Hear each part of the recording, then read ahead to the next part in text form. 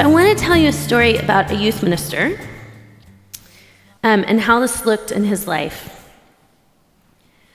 When the Soviets took over Romania in 1944, they began rounding up Christians and subjecting them to torture designed to make them repudiate the faith. A man named Gheorghe Calciu was an Orthodox priest, and during this time he held a series of lectures on the basics of Christianity for Romanian youth. He was a youth minister. And so he was arrested and condemned to death. And while on death row, he realized that he was experiencing the deep presence of Christ in his suffering and what he was going through. And he says, this is a quote from a biography about him. He says that he experienced the deep presence of Christ, whether it was a visitation by an insect in his cell or the passing conversation with a guard. All of these things were things that he could be grateful for and find Christ's presence in.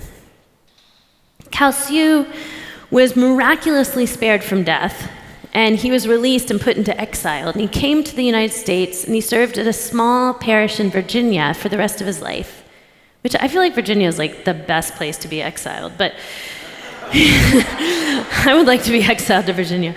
But he was interviewed during this time about his time in prison after the war. And here's what he said.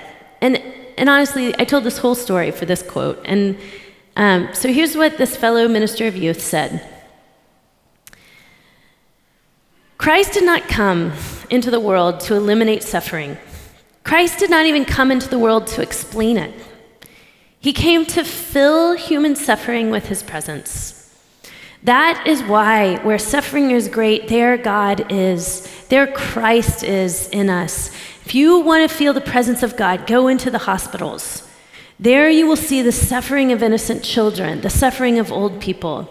The presence of God, the presence of Jesus Christ is in all their suffering. When Christ came into the world and suffered, he suffered with me. He suffered with you. Can you imagine how much dignity he gave to human suffering? To suffer with us, to fill our suffering with his presence.